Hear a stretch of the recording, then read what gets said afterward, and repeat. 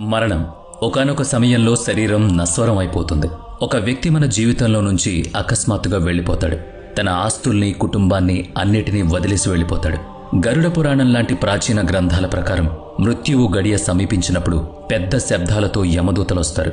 పెద్ద శరీరం, ఎర్రని కళ్ళు, పెద్ద పెద్ద కళ్ళు, ముఖం మీద ఒక భయంకరమైన నవ్వుతో యమదూతలొస్తారు. చనిపోతున్న ఆ మనిషి ముందుకొచ్చి నిలబడతారు. ఆ వ్యక్తి ఆత్మను శరీరం నుంచి లాగి తీసుకువెళతారు. వారిని పరలోకానికి తీసుకుపోతారు.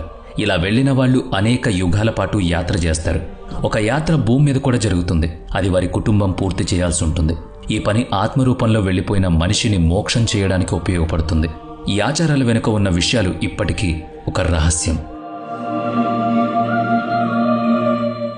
యమదూతలు ఒక మనిషి శరీరం నుండి ఆత్మను తీసుకువెళ్తున్నప్పుడు ఆ మనిషి చాలా తపిస్తాడు, ఏడుస్తాడు, అరుస్తాడు. తమ శరీరం నుంచి వెళ్లడానికి ససేమిరా అంటాడు. శరీరంలోకి తిరిగి వెళ్లడానికి ప్రయత్నిస్తూ ఉంటాడు. కానీ యమదూతలు తమ ఆయుధాలతో వారిని తోసుకుంటూ ముందుకు లాక్కి వెళతారు.